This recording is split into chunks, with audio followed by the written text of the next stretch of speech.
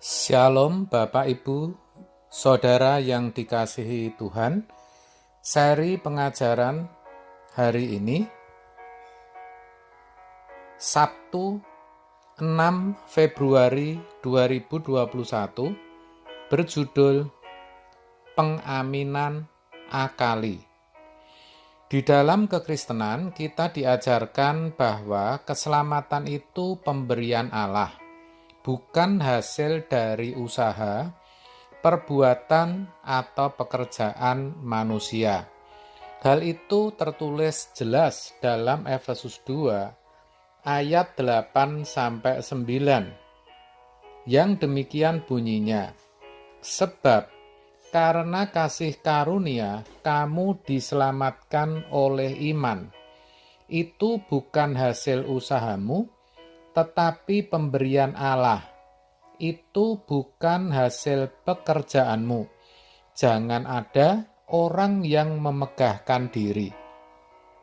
Dikatakan, sebab karena kasih karunia, kamu diselamatkan oleh iman.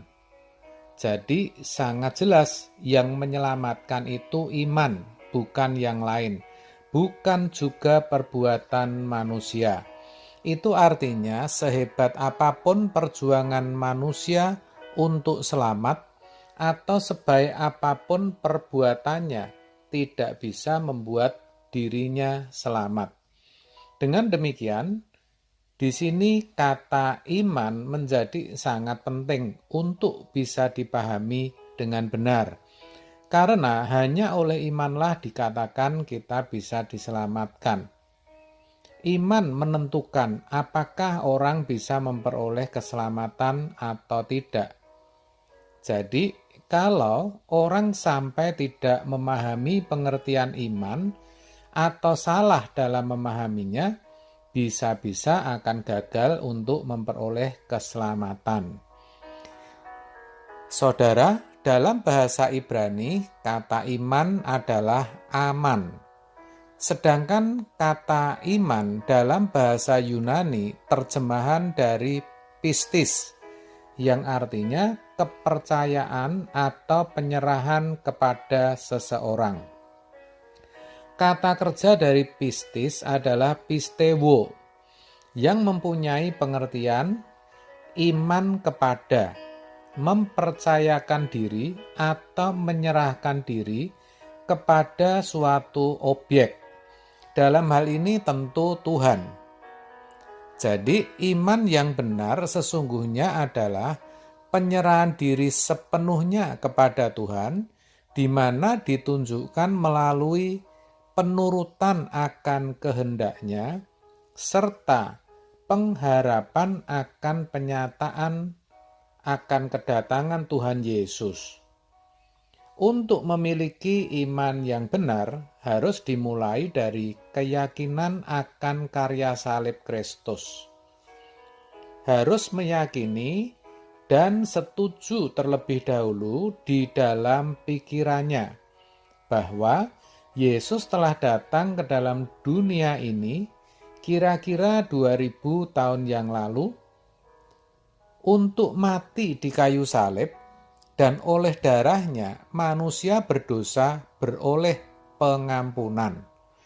Keyakinan atau iman yang seperti ini dikenal dengan istilah persetujuan pikiran atau pengaminan akali. Artinya dengan pikiran tahu akan fakta sejarah bahwa Yesus pernah lahir dan hidup di dalam dunia ini, mati di kayu salib untuk menyelamatkan manusia. Kemudian dengan pikiran juga berkata amin, yang artinya aku setuju akan hal itu. Jadi iman yang seperti ini masih iman dalam pikiran dan diucapkan dengan mulut, belum merupakan iman atau percaya yang keluar dari hati. Tentu ini belum bisa dikatakan iman yang benar atau iman yang menyelamatkan. Hal itu jelas kok dikatakan dalam Roma 10 ayat 9. Sebab jika kamu mengaku dengan mulutmu bahwa Yesus adalah Tuhan dan percaya dalam hatimu bahwa Allah telah membangkitkan Dia dari antara orang mati, maka kamu akan diselamatkan. Betul bukan, saudara? Dikatakan iman itu tidak hanya percaya yang dari mulut, tetapi juga dari dalam hati, yang keluar dari hati. Padahal kebanyakan orang Kristen kalau jujur ya, imannya masih di wilayah atau dimensi ini. Masih sebatas iman keyakinan. Atau tadi saya katakan sebagai persetujuan pikiran atau pengaminan akali. Sayang, mereka tidak menyadari. Mereka terlena dan berpikir bahwa imannya sudah benar. Sehingga kita melihat banyak orang Kristen imannya tidak bertumbuh, alias mandek dalam bahasa Jawanya. Ini ironis, saudara, karena iman yang mandek tidak akan membawa mereka memperoleh keselamatan. Tidak ada lagi upaya yang mereka lakukan untuk menumbuhkan iman mereka. Hal itu tampak nyata dari hidup kekristenan yang digelar setiap harinya.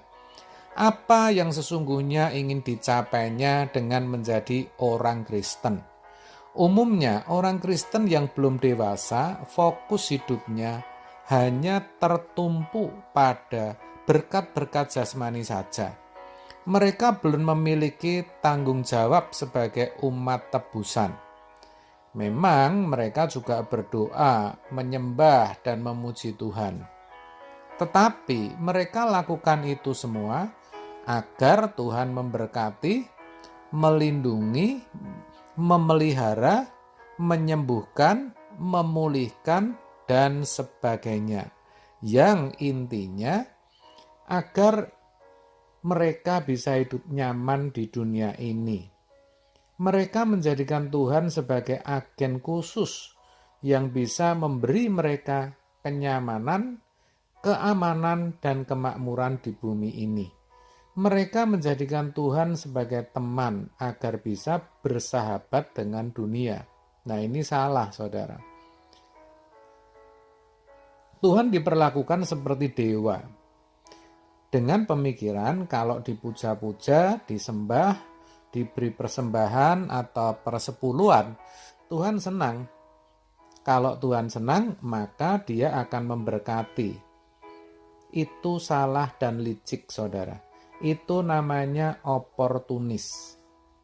Bagaimana tidak? Faktanya tidak sedikit orang Kristen yang karena sakitnya tidak sembuh, gagal dalam karir, tidak kunjung dapat jodoh, ditinggal pacar, atau orang yang sangat dikasihi meninggal dunia, masalah yang terus datang silih berganti, atau ketika tidak disapa oleh bapak atau ibu gembala, tidak dilibatkan dalam panitia, atau tidak mendapat seragam paduan suara, mereka undur, tidak lagi ke gereja.